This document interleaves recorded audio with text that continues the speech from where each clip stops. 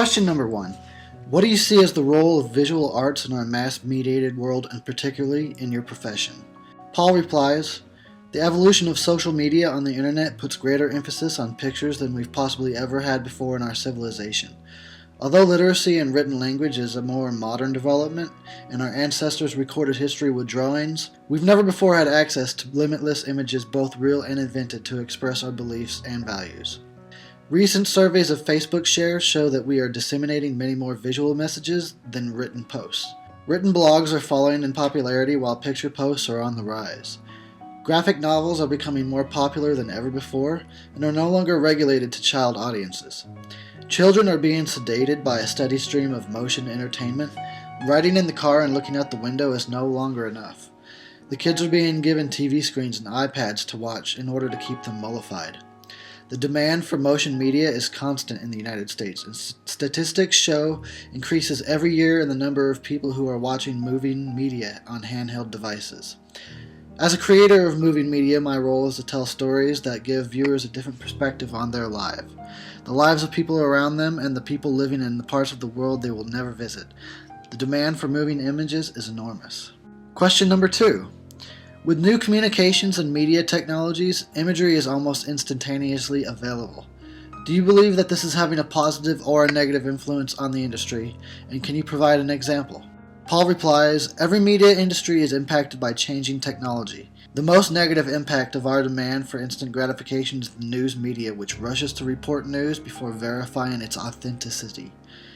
We are often told incomplete and misleading stories which shape our beliefs about the world around us. The most positive element of an open internet is the ability for anyone to express his or her viewpoints and connect with other people.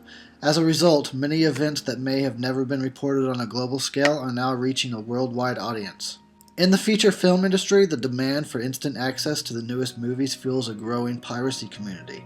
Eventually, the major film distributors in the US will realize a scheduled rollout is no longer acceptable, and every title must be made available on every platform simultaneously. Otherwise, the community will find and share the content on their own. Question number 3 asks, what popular images do you see that are frequently rechanneled throughout the entertainment industry? Paul's response, most humans are sexual beings. Although our cultural norms evolve to accept or shun images of scantily clad, attractive young women and men, the most popular images continue to be nearly naked, healthy adults. We use the promise of looking young and healthy, or being wanted by someone who is young and healthy, to sell our movies, food, cars, clothing, cosmetics, and vacations. Sex sells. Images of sexually appealing people have been used since ancient Greece to convince others to do what we want. Question 4.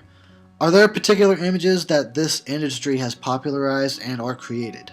Paul replies, movies in the 30s, 40s, and 50s influenced how Americans and many foreigners dressed. Television in the 50s and 60s set the standard for the perfect way to decorate your home, socialize with your neighbors, and participate in the community. We changed from an industry focused on telling others how to live to an industry intent to shock people for the sake of making more money. If a producer releases the most shocking film ever, it is a smart financial move that will bolster their career. The posters and graphics from these films are known around the world. With our current graphics technology, nearly every image has been created. Scenic vistas in their natural state aren't stunning enough. We Photoshop the picture for more dynamic colors. Celebrity candid photos are staged. A cat with a downturned mouth and dark circles around its eyes is digitally imported into thousands of other photos with snarky captions expressing our feelings or beliefs. Capturing images the way our eyes see it without manipulation is no longer interesting enough to grab people's attention. We seek the extremes. Question 5. Who is one of your favorite visual artists, and or what is your favorite style of visual art? Mr. Bright replies, Maxwell Parrish. I love richly saturated colors and dramatic lighting. Final question. How has your knowledge of famous artworks influenced your creative process? Paul says, my own films are not visual masterpieces. To create a 90 to 120 minutes of continuous beauty is expensive. My films reflect the world as it appears to the everyman, not as an idealized vision of what we wish it would be.